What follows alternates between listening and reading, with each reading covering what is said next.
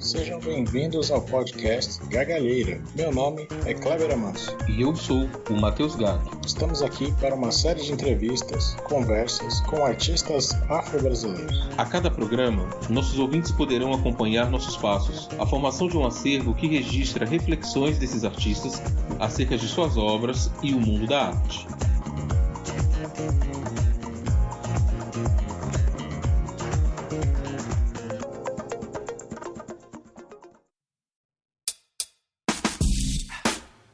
Gargalheira Podcast. Gargalheira Podcast. Priscila Rezende nasceu em Belo Horizonte em 1985. É graduada em Artes Plásticas pela Escola Guignard. Raça e identidade são os principais temas que norteiam seu trabalho. Performances como Laços, Bombril, Barganha, Deformação, Vem Pra Ser Feliz explora as tensões entre a memória pessoal e a memória do corpo frente aos dilemas do racismo. Priscila, quando você olha para o seu ambiente familiar, para as suas referências mais próximas, você enxerga ali elementos, né, que te estimularam a seguir num caminho pela arte? Ou seja, quando você olha para as suas referências mais familiares, mais próximas, o que você identifica que te estimulou, que te fez seguir esse caminho que você está traçando? Então, eu não tive referências diretas, não. Assim, para ser bem honesta, na minha família não tem pessoas que têm algum envolvimento ou interesse, assim, sabe?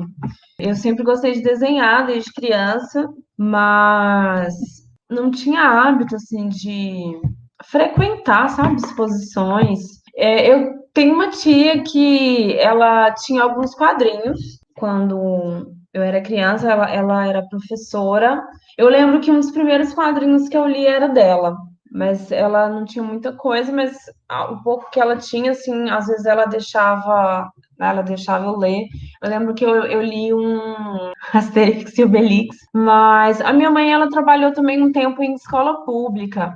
E às vezes ela conseguia umas revistas da Mônica velhas assim pra gente, e aí ela levava para casa e era uma das coisas que eu lia também, assim, revistinhas da Turma da Mônica. E aí eu lia essas revistinhas e às vezes eu até usava para desenhar. Eu observava, né, o desenho pequeno e ampliava. Muitas vezes o desenho era a minha atividade, assim. Eu tenho uma irmã, tinha umas amigas da rua, então, né, muitas vezes brincava com elas, as amigas da rua, minha irmã, mas quando elas não estavam disponíveis, o que eu usava de distração era o desenho, né? E aí muitas vezes eu fazia mais desenho de observação mesmo, observando alguns desenhos menores e ampliando, assim. Mas nunca tive uma referência muito direta, assim, sabe? A não ser dessas poucas interferências, assim, e referências, né? De ter acesso a essas revistinhas que me estimulavam um pouco a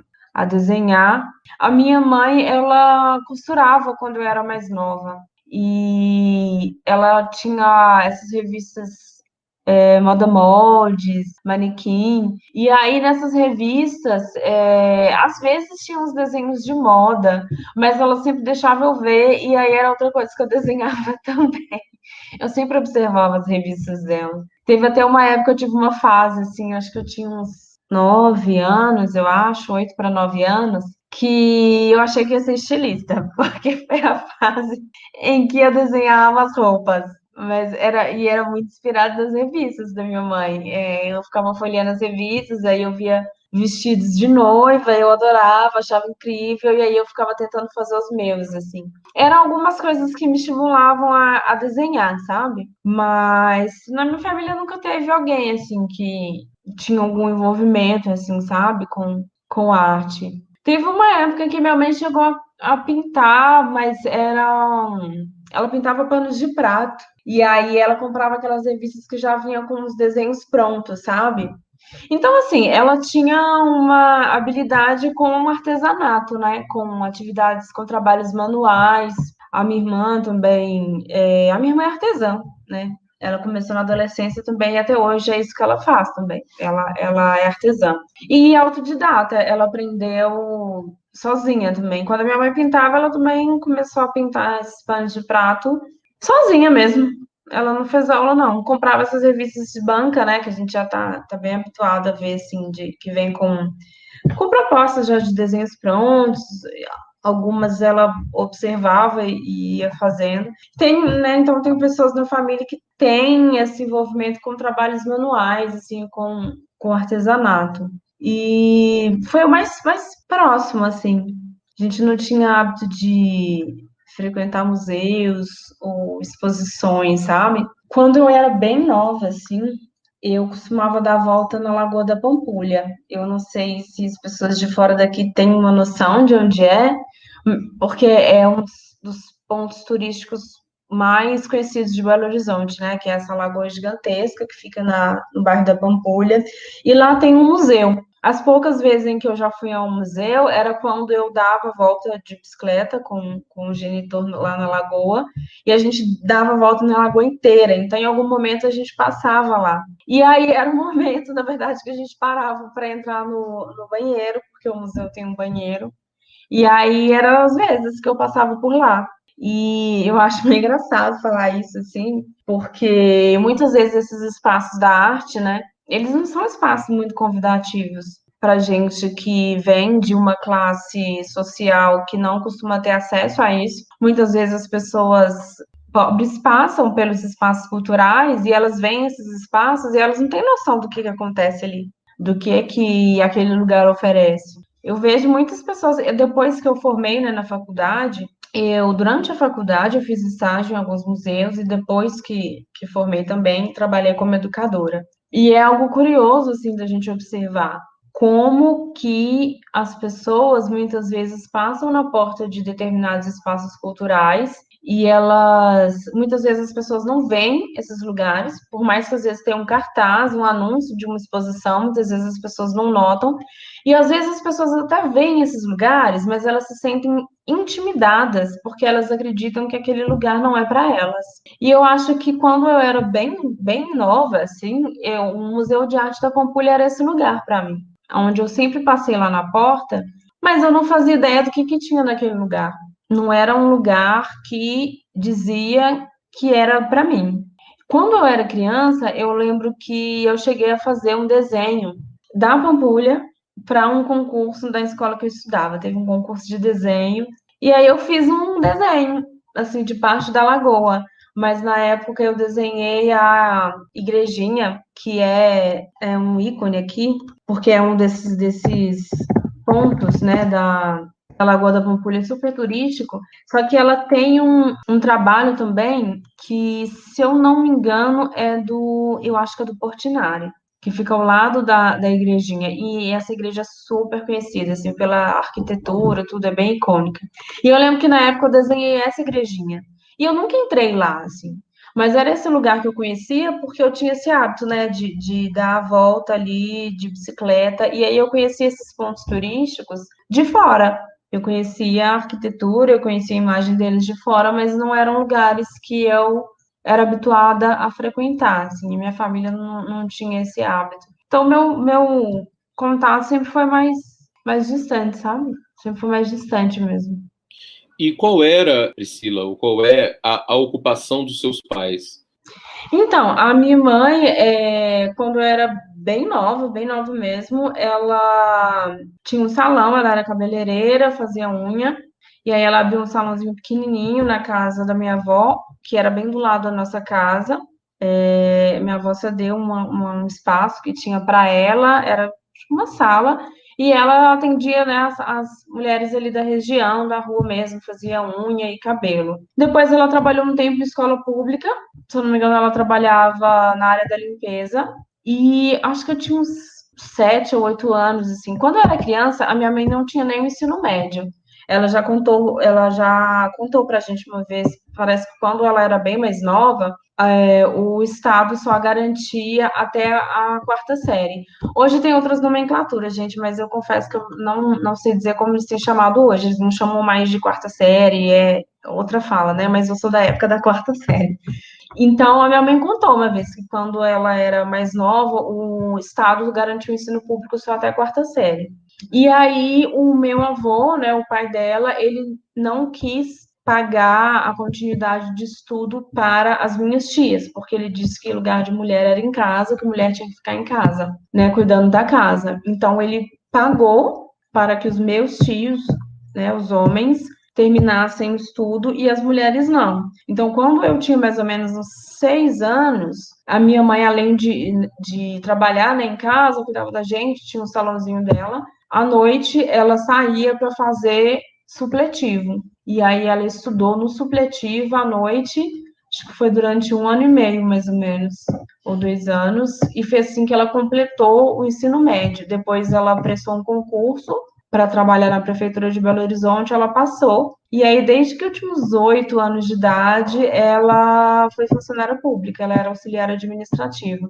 Depois, quando eu tinha mais ou menos uns 11 anos, ela fez também um curso de auxiliar de enfermagem, e que depois ela atualizou para uns anos atrás para técnico. E aí ela passou a trabalhar como técnica de enfermagem também. Eu tinha mais ou menos uns 13 anos quando ela terminou o curso e começou a ser auxiliar de enfermagem. E aí ela ficou até uns 2 anos atrás trabalhando nos 2 empregos. Ela era auxiliar administrativo e auxiliar de enfermagem. Depois ela foi trabalhar num hospital, numa UPA, né, uma unidade de pronto atendimento daqui da prefeitura mesmo.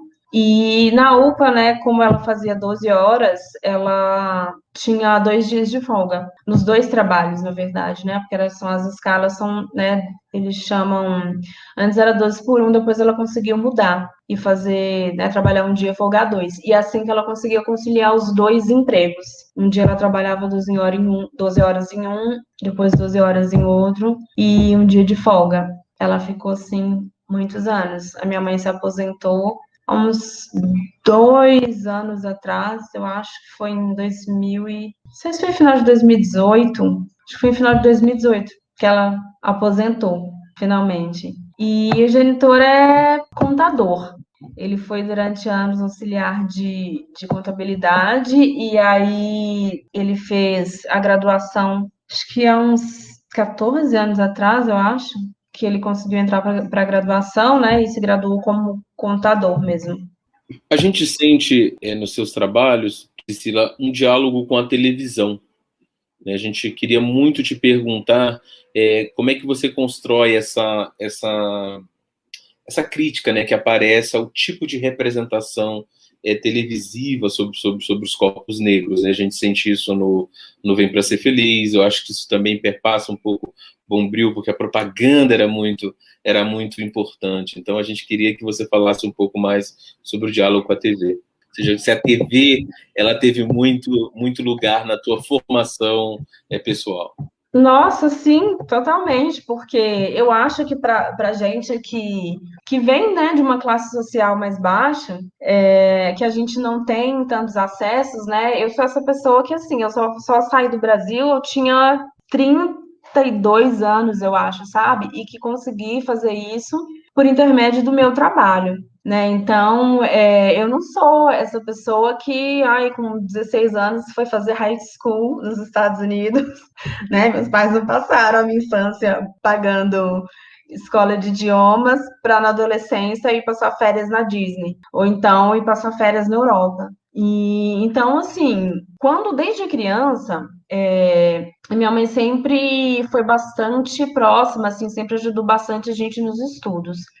Então, um lugar que, vez ou outra, assim, eu tinha um acesso era a biblioteca, porque quando a gente precisava fazer trabalho e a gente não tinha condição, a gente não tinha acesso, sabe, a várias revistas, né, e muitas coisas, muitas vezes ela ia na biblioteca com a gente para a gente procurar lugares que ela trabalhou, né, muitas vezes ali em alguns órgãos da prefeitura que ela trabalhava, recebia jornal, muitas vezes ela pegava para a gente recortar as matérias, mas esse era, assim, o acesso mais próximo que a gente tinha à cultura e informação. Quando eu tinha lá pelos 11 anos, né? Foi a época que começou a chegar o computador, assim, ficou mais acessível. Como o genitor era contador, né? E teve uma época que ele teve um escritório, eu já consegui ter um acesso ao computador. Mas a internet era Netscape, né? Eu acho que só as pessoas mais velhas aí vão lembrar. Eu sou da época do Netscape, cheguei a usar Netscape, que era a internet discada, né? Então, assim, eu comecei a conseguir ter um acesso à internet, assim, mais ou menos com uns 13 anos. Mas era aquela coisa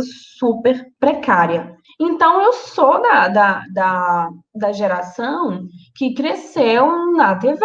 Embora a minha família era evangélica, a minha família não era dessas que não podiam assistir TV. E eu digo isso porque tinha uma tia, uma família de uma tia minha, que eles eram de uma outra denominação neopentecostal, que não podiam nem assistir TV. E eu lembro que quando a gente ia na casa da minha tia, e eu e a minha irmã, a gente comentava das coisas que a gente tinha visto na TV, os meus primos ficavam impressionados, porque eles não podiam assistir TV.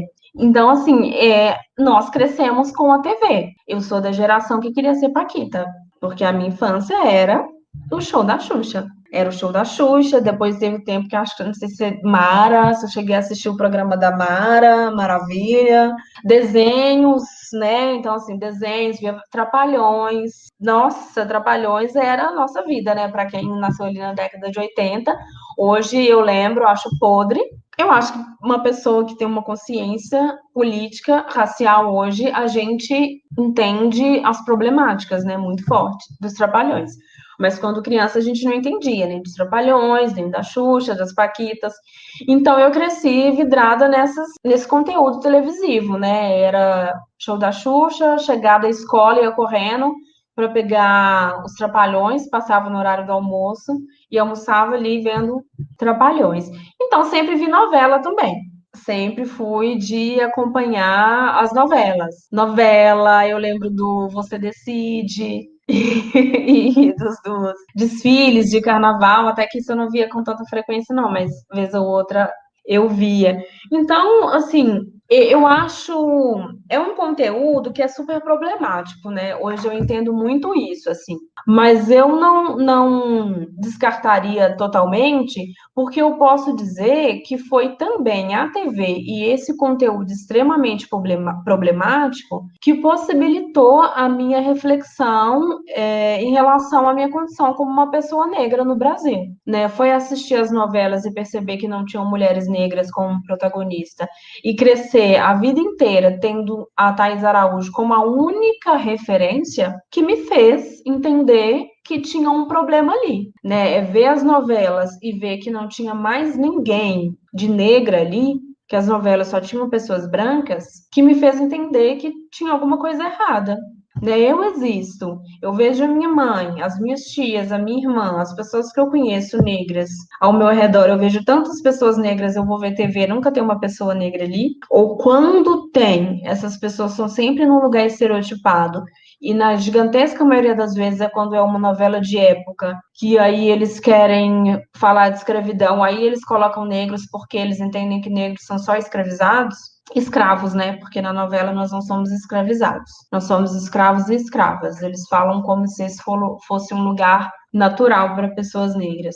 Então foi consumindo esse conteúdo que eu fui entendendo isso, né? Foi esse espaço que foi mostrando para mim que tinha alguma coisa errada. Não, eu não via pessoas negras nas propagandas, eu não via pessoas negras como protagonistas das novelas, como apresentadora dos programas de TV. Só via negro quando era escravizado, e aí fora da TV eu fui observando onde nós estávamos. E aí na adolescência também eu comecei a consumir aquelas revistas, né, de adolescentes, que é a mesma coisa, assim, era uma extensão da TV, né? Só gente branca, só gente branca, só gente branca na capa da revista, só gente branca como modelo, só gente branca no editorial. Então foram esses veículos de massa que foram me mostrando também a nossa ausência, né? Eu acho que essa ausência que me mostrou muito e me ensinou muito, sabe?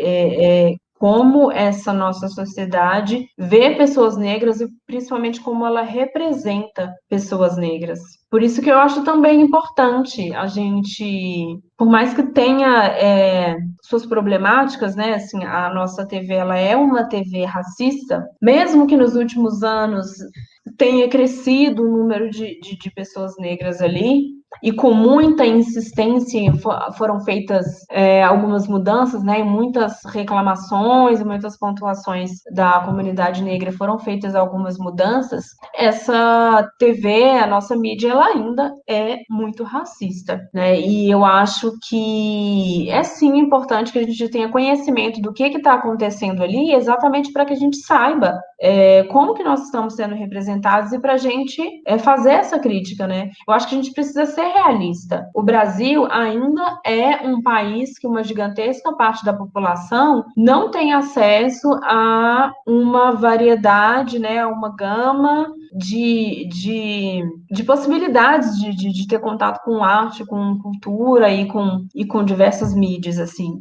Pode parecer irreal isso, sabe? Mas eu acho que quem pensa que não é assim é que tá meio alheio à realidade. Por mais que hoje a internet tenha se popularizado muito, ainda existem muitos lugares do Brasil que não tem internet. Ainda tem muitas pessoas no Brasil que não têm um smartphone, que não têm acesso à internet à vontade, assim, a qualquer dia, a qualquer hora. Então ainda tem muitos lugares do Brasil onde a TV é o único acesso à cultura e à informação que muitas pessoas têm. Então, a TV, ela ainda forma muito a cabeça do brasileiro. Então, acho que a gente precisa, sim, ter essa consciência de que é esse veículo que dita muita informação para as pessoas e que a gente precisa, sim, saber o que está acontecendo nesse veículo e que a gente precisa, sim, continuar pressionando e criticando.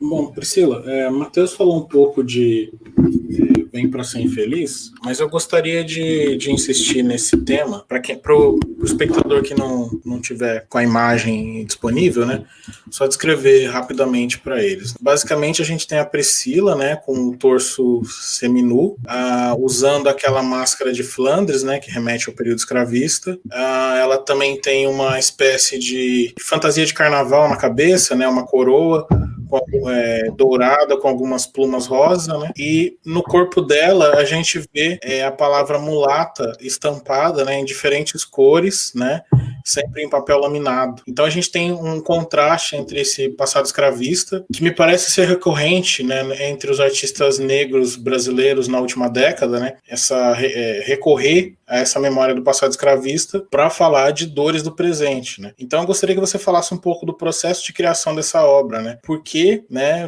fazer essa junção entre esse passado escravista, né, por meio da dor, né, e essa celebração da mulata globeleza, né, desse produto, né, que acabou se convertendo o corpo da mulher negra no Brasil dos anos 90 e início dos anos 2000. Então, esse trabalho, ele realmente remete diretamente à Globeleza, né? A personagem Globeleza, que se tornou assim um personagem icônico, né, no Brasil, como um símbolo do carnaval. E é curioso assim, né, a gente pensar, o Brasil é esse lugar cristão, de maioria cristã, conservador, e agora nos últimos anos a gente tem percebido, né, isso tem se tornado muito evidente, mas a imagem de uma mulher nua rebolando na TV sempre foi aceita durante muitos anos. E a qualquer hora do dia, né, assim. É hipócrita, né, pensar assim. É muito hipócrita se a gente for pensar que há 3, 4 anos atrás, um homem nu dentro de uma galeria onde as pessoas escolheram entrar lá, onde as pessoas escolheram ir ver a performance desse homem. Esse homem nu dentro de um espaço de arte, um espaço privado, um espaço fechado, provocou um escândalo nacional. Mas uma mulher negra totalmente nua, rebolando na TV, às 3 horas da tarde, no intervalo de uma programação voltada para crianças, não era considerado escandaloso, né? Durante o período da tarde, é a tal da sessão da tarde, uma programação televisiva que passa filmes voltados para crianças. Eu cresci assistindo uma mulher nua no mês de fevereiro rebolar na TV. Então essa imagem, ela foi vendida pra gente como algo natural. Isso foi naturalizado. Embora por eu vir de uma família evangélica, na minha casa eu sempre ouvi negatividade sobre a Globeleza, né? Porque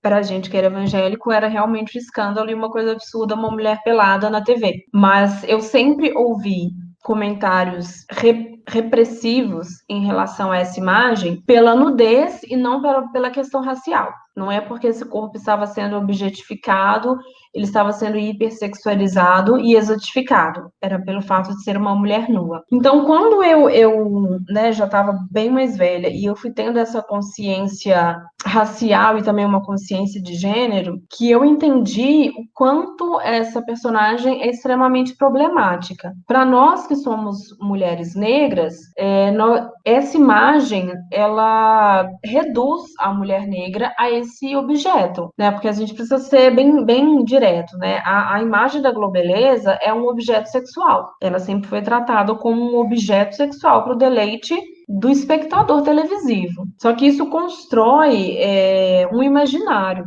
né? Homens, não só homens, na verdade até, né, mulheres também, que viam aquela mulher negra nua dançando na TV, qualquer mulher negra que eles viam na rua era a Globeleza. As pessoas chamam a gente de Globeleza. Eu já ouvi isso na rua, né, de desconhecidos. A gente está andando na rua e um desconhecido simplesmente chama a gente de Globeleza.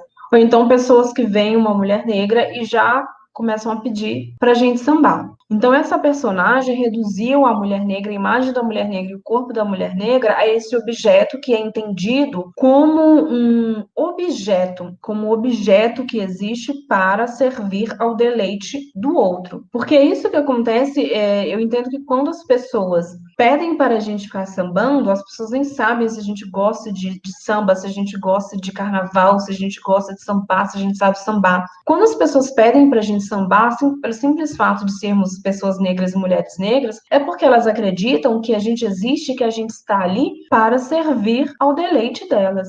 Essa pessoa não faz ideia de quem você é. Ela não faz nem ideia se você sabe sambar. Ela te vê porque você é mulher e você é negra, ela pressupõe de que você sabe fazer isso, que isso é natural para você e que você está ali à disposição dela para sambar para ela, para dançar para ela, para fazer um espetáculo para ela, para que ela se sinta feliz e satisfeita de você sambando para ela. Então, quando eu fiz esse trabalho, eu queria realmente destruir a imagem da Globeleza. E quando eu trago as palavras no meu corpo, né, eu optei por tirar aqueles desenhos, porque aquela pintura que é feita no corpo dessa mulher, eles trazem uma pintura, um monte de desenho, um monte de enfeite, para dar uma ideia de que aquele corpo nu sambando ali é algo festivo, né? É uma alegria, é o símbolo do carnaval, é um símbolo de festa. E não é. Aquilo ali pra gente é uma, né, assim, para mulheres negras, aquilo é ofensivo, porque coloca a gente nesse lugar, né? Reduz a gente a esse lugar de objeto sexual, esse lugar exotificado e de objetificação. Então, quando eu fiz o trabalho, eu pensei, eu não quero construir essa imagem que dá a entender para algumas pessoas de que aquilo ali é positivo, de que aquilo ali é um elogio a esse corpo. Eu quero trazer o que isso realmente representa para nós e para mulheres negras. Então, eu trago essas palavras que são o mulata. No torso, né, eu tô com mulata e várias outras palavras que são objetificadoras desse corpo. Algumas eu já ouvi e aí na construção do trabalho eu perguntei para outras mulheres negras o que elas já tinham ouvido que era de alguma forma né, que objetificava esse corpo negro. Então muitas trouxeram algumas palavras que eu nem conhecia, o Sargentelli, né, que eu nunca tinha ouvido falar, e aí eu fui buscar o que era esse mulata Sargentelli, que eu descobri, né, o Sargentelli foi esse homem que na década de 80 oferecia o tal do show de mulatas, que ele levava várias mulheres negras, né, paramentadas com essa fantasia do carnaval, e elas ficavam sambando. E aí ele oferecia isso como um show para vários eventos. Então, as mulheres negras foram, né, marcadas como a tal da mulata Sargentelli. Então, eu trago no corpo mulata Sargentelli, mulata exportação, mulata violão, mulata cor de jambo, da cor do pecado. Eu lembro até aí quando eu era adolescente, a primeira novela com uma protagonista negra no Brasil e a primeira protagonista, da Thaís Araújo foi essa novela que chamava Da Cor do Pecado, onde a novela se chamava Da Cor do Pecado porque um homem branco se apaixonou por essa mulher negra. Então, essa mulher negra era ali, nessa emissora e nesse folhetim, ela era o quê? Ela era o pecado. Ela era a personificação do mal, né? Porque numa sociedade cristã, o pecado é o errado, é a coisa ruim. Mas isso foi vendido também como... Não sei se eles achavam que isso seria um elogio, né? E então eu trago essas palavras, entre elas mulato da cor do pecado. E no braço, no braço eu trago só o mula, porque essa palavra, ela foi popularizada, né, no Brasil, mulata, como uma palavra para se referir a pessoas que são miscigenadas, né, que são resultado de pessoas brancas com pessoas negras, né? Essa palavra foi criada ali no período colonial ainda. Mas ó, o que acredito que muitas pessoas não sabem é que é uma palavra muito racista, porque ela é a junção, né, da mula, ela vem da mula. A mula é esse animal que é o resultado da junção do cavalo, que é considerado um animal nobre, com o burro, que é considerado inferior, e que gera a mula, que é um animal estéril, né? É um animal considerado inferior e é esse animal que é estéril, então ele não é capaz nem de gerar outros,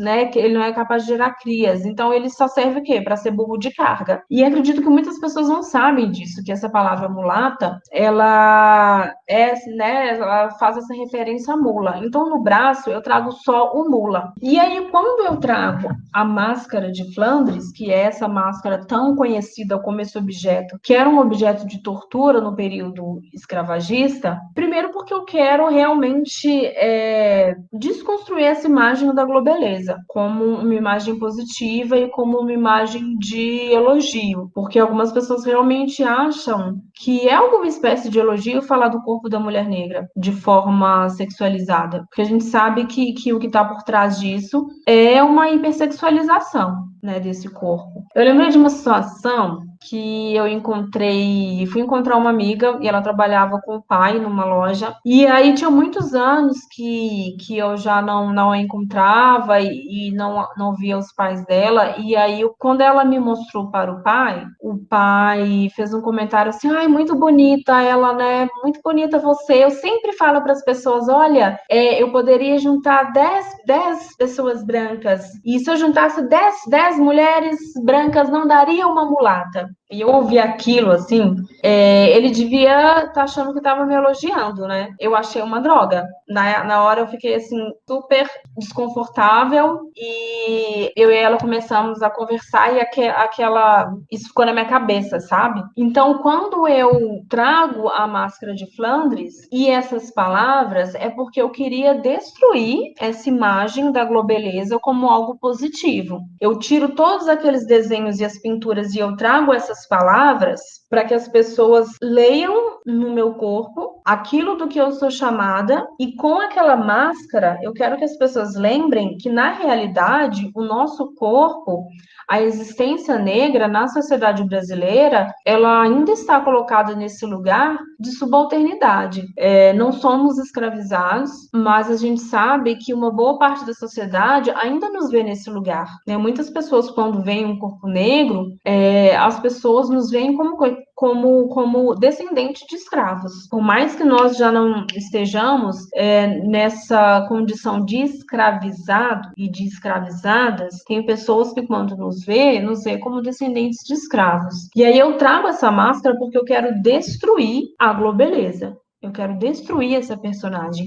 E esse objeto era esse objeto que calava as pessoas escravizadas, né? Era um objeto de tortura. Ele impedia que as pessoas comessem, que as pessoas se alimentassem, mas ele também impedia que as pessoas falassem, né? Então, com essa máscara, com esse objeto, né, eu estou também trazendo esse corpo, que é um corpo que acaba sendo silenciado e ele acaba sendo negligenciado por essa opressão e por esse racismo. As pessoas enxergam essa mulher e esse corpo, entendem, algumas pessoas acreditam ser um elogio, tratar esse corpo como um corpo teoricamente, algumas pessoas acham que é bonito, né? Falar da forma do corpo da mulher negra, mas a gente sabe que essa ideia de beleza, na verdade, é uma objetificação, porque esse corpo é tratado como esse corpo que está ali para deleite e para uso. Então, não se interessa em saber quem que é essa mulher, porque não, nós não somos respeitadas. Eu acredito que quando você admira, você trata com respeito, né? Você trata essa existência com respeito. Se a única coisa que te interessa nesse corpo é que esse corpo seja nu, para que ele seja usado e que para ele esteja ao seu deleite, à sua satisfação e ao seu prazer, isso é um objeto, isso está sendo tratado como um objeto, né? Então, com essa máscara também, eu quero trazer essa ideia de que esse corpo ele está sendo tratado como um objeto, não como um ser humano. Não se interessa saber quem é essa pessoa, quem é essa mulher, o que ela pensa, o que ela sente e o que ela é, além desse corpo que está ali sambando. Ela é um corpo que não tem voz, ela é um corpo que não fala, ela é um corpo que não, né, que não tem palavra, que ela não verbaliza, que não se interessa saber quem é esse corpo e que existência é essa. É um corpo que está sendo tratado ali somente como um objeto. E essa máscara, ela é bem impactante, né? E eu acho que remete muito a esse período mesmo. Então, eu acho que, como eu queria também que isso fosse uma mensagem bem direta, né, que isso ficasse bem direto para as pessoas, eu escolhi por trazer esse objeto, assim, que remete a esse momento pesado, né, que é pesado mesmo. Eu tenho uma coisa para te perguntar que tem a ver justamente com esse aspecto pesado, que é, a gente percebe que é muito importante para você, quer dizer, montar e transmutar aquilo que eu não diria ser a máscara branca, vamos dizer assim, que é justamente essas imagens. E aí você revisita, você falou na nossa primeira conversa, na importância de transmutar a dor. Como é que esse é um processo, enquanto construção, que transmuta a dor. Eu queria te perguntar o que você, enquanto artista, acha que ainda não conseguiu dizer a partir da revisitação do trauma. Ou seja, o trauma a gente nota, ele permite com que você faça uma série de críticas hiper interessantes na hora de você configurar a representação. E eu pergunto, o que você acha que você ainda não disse, o que esse lugar ainda não te permite dizer? Nossa, gente, eu não sei, porque é muito profundo, né? Eu acho que o que ainda é muito difícil para mim é concretizar mesmo, assim, tornar visível o quão profundos são as feridas do racismo, porque muito do que eu já trouxe no meu trabalho, assim, eu trago essas imagens que estão muito cristalizadas, né? E de apelidos que a gente ouve, de coisas que as pessoas falam, mas o racismo ele causa feridas muito profundas na gente.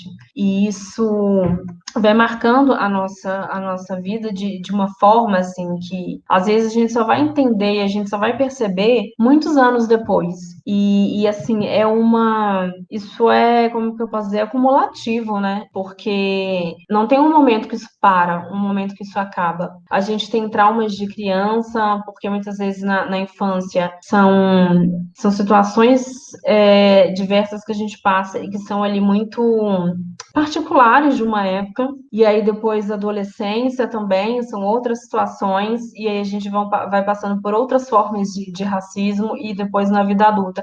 E assim, eu tô pensando isso falando com vocês, que eu tenho pensado isso, assim. Como eu já vivi várias situações e algumas delas eram muito particulares a diversos momentos, assim. Quando eu era criança, eu vivi situações, assim, na escola e que, né, eu não entendia que era racismo. Acho que foi até algo que eu comentei com vocês no nosso primeiro momento, assim. Teve uma época que eu e minha irmã estudamos numa escola privada, né? A minha família frequentava uma igreja evangélica. Quando eu era criança, tinha um projeto, que eu acho que era do governo do estado de Minas, de fornecer bolsa em escolas privadas. E a igreja que a minha família frequentava, a igreja evangélica que a gente frequentava, uma igreja batista, tinha uma escola. E aí a minha mãe foi na escola e pediu pra gente bolsa para estudar lá. Eu estudei durante 5 anos nessa escola. Eu e minha irmã, né? Estudamos durante 5 anos nessa escola. E eu sofri tanto racismo nesse lugar, só que quando eu era criança eu não entendia, né? Eu estudei lá durante 5 anos, os meus colegas de classe também, a grande maioria eram todos da mesma turma, porque quase todo mundo, teve gente que entrou lá antes de mim e formou lá no terceiro ano do ensino médio, então, assim, pessoas que nunca estudaram em outra escola, estudaram lá a vida inteira. Então, né, assim, no decorrer dos anos, eram quase sempre os mesmos alunos. Nos 5 anos que eu estudei lá, algumas pessoas estudaram comigo 5 anos direto. Mas, assim, numa turma de 25, 30 alunos, se tinham 5 pessoas que realmente conversavam comigo, era muito. Eu não tinha colegas na sala de aula. Praticamente ninguém falava comigo na sala de aula. Eu já vivi situações de a professora falar dentro da sala de aula, na frente de todo mundo, que as minhas respostas na sala não valiam porque eu tinha olhado no livro usado da minha irmã. E isso me traumatizou muito e eu custei muito, muito, muito para entender isso.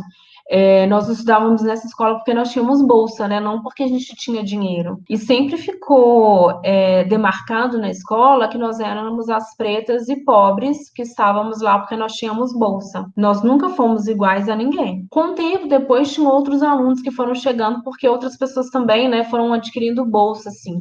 Então, com o tempo foi chegando um ou outro aluno negro também, outros alunos de classe social mais baixa, todos também com bolsa. Eu me recordo que os meus amigos que eram pobres e alguns pretos, e que não por acaso eram as pessoas às quais eu me aproximei, em algum momento todos estavam lá porque tinham bolsa. Mas sempre ficou demarcado que nós não éramos iguais a todo mundo, sabe? Mas isso acontecia de uma forma sutil, né? Não era verbalizado. Eu me recordo dessa situação, assim, a minha mãe sempre apagava os meus livros, os livros da minha irmã, né? Porque os livros eram caros, a gente tinha bolsa para estudar, mas a gente não recebia mais nada. Então, meus pais tinham que comprar um uniforme, meus pais tinham que comprar um material.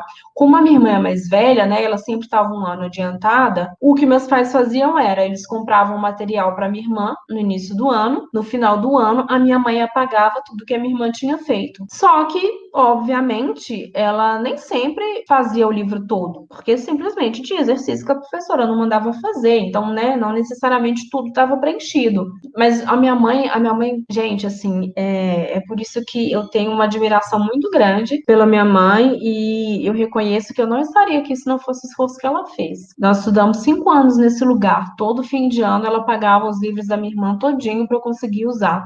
E eu lembro muito bem dessa professora, que um dia eu estava na 2ª série e uma vez a gente ia fazer uma lição nova de matemática, uma aula nova, era uma matéria nova, e aí ela perguntou o que será que a gente ia estudar. E aí ela perguntou uma vez, ninguém respondeu, ela perguntou 2, perguntou 3 vezes, e eu estava lá no meu lugar, eu sabia o que era, mas eu fiquei calada porque ela estava perguntando e eu achei melhor ver se alguém respondia. Depois da 3ª vez, na 4ª vez, quando ela perguntou o que era, eu levantei a mão e respondi. E aí ela foi e falou na frente da sala inteira: "E Priscila, suas respostas não valem não, porque você olhou no livro usado da sua irmã." Gente, na hora, sabe, assim, ficou aquele silêncio e eu me senti, assim, tão constrangida e nunca mais eu quis responder nada na sala de aula. Eu nunca mais levantei a mão na sala de aula, eu nunca mais respondi nada. Não só naquela escola, em todas as outras escolas que eu fui. Eu saí dessa escola uns 2 anos depois. Eu nunca mais quis responder nada na sala de aula. Na verdade, eu nunca mais quis falar em público. E eu só entendi que isso me traumatizou muito há alguns anos atrás, quando eu fui tendo essa percepção, né, de que falar em público era uma coisa muito difícil para mim. Ainda é, na verdade, sabe? Ainda é, mas com o tempo, à medida que eu fui falando mais sobre o meu trabalho, né, e essa necessidade de dar entrevistas e falar do trabalho, eu acabei me soltando um pouco. Mas sempre foi muito difícil e ao ponto de eu ficar muito nervosa, sabe? Assim, de eu falar e parecer que tinha um caroço na minha garganta e as pessoas perceberem que eu tava nervosa, porque eu ficava muito, muito, muito constrangida. E aí um dia eu comecei a pensar, assim, observar isso, entendi, sabe? Eu pensei, nossa, eu acho que isso tem muito a ver com aquela situação, sabe? De quando eu tinha uns 9 anos de idade. Eu lembro que nessa escola mesmo, depois aí no ano seguinte, na 3ª série, assim, eu chorava muito, porque era sempre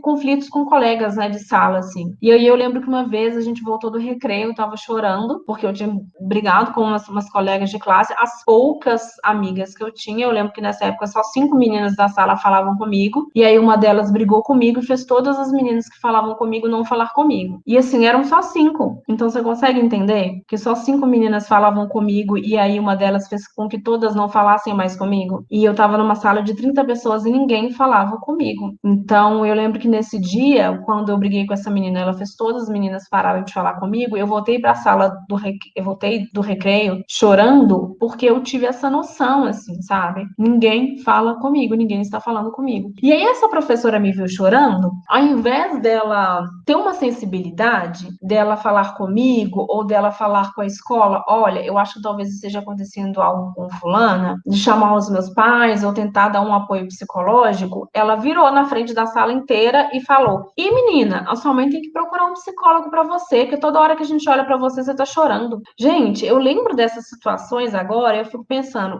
que tipo de professores são esses? Agora, hoje eu entendo também que isso era racismo, porque as pessoas não fazem isso com crianças brancas, porque os professores se importam com a saúde das crianças brancas, né? Assim, praticamente todas as pessoas negras que eu conheço têm um relato de perceber como elas eram tratadas de forma diferente. E quando eu lembro desse dia, eu penso, caramba, que negligência da professora, né? Olha o que ela falou para mim. Sua mãe tem que procurar um psicólogo para você, porque a gente olha para você, você está o tempo todo chorando. Então, assim, era uma constatação de que alguma coisa errada estava acontecendo comigo, mas ela nem se importou em saber se eu tinha sido ofendida, se alguém tinha me batido, se alguém tinha feito alguma coisa comigo. Ela nem se importou. Ela poderia ter falado com a direção da escola, porque alguma coisa muito séria poderia ter acontecido comigo naquele dia. Ela não falou com ninguém. Ela não falou com a direção, ela não falou comigo, ela não me perguntou o que aconteceu. Ela só falou isso e foi isso. E assim, os meus pais não estavam na sala de aula na hora que ela falou isso, né? Ela disse: seus pais, sua mãe tem que procurar um psicólogo para você porque você tá sempre chorando. A minha mãe não estava na sala de aula, né? Então a minha mãe não ia ouvir isso. Para que ela falou isso na frente de todo mundo na sala de aula para mim, né? E aí todo mundo ouvindo aquilo, eu fiquei super constrangida, é isso. Enxuguei as lágrimas e aula que segue. Então, e eu não tinha consciência, né, dessa violência que era o ambiente escolar. Isso é algo que eu quero.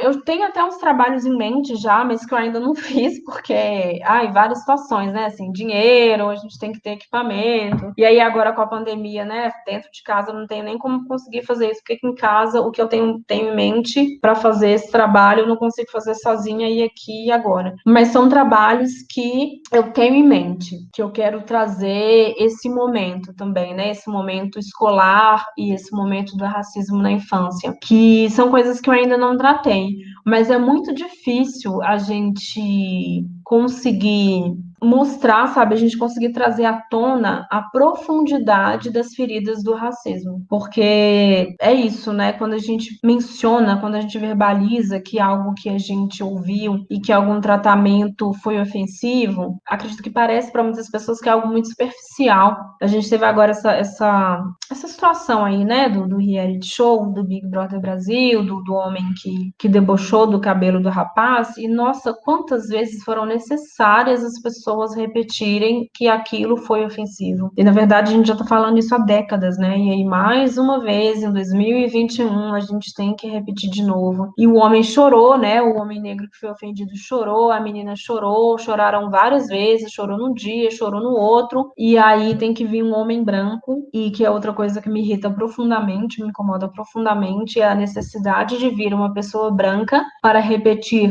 o nosso discurso, para que as pessoas entendam a profundidade daquilo que a gente diz e, né, assim, de tudo que a gente vive e do que a gente sofre, para as pessoas conseguirem entender.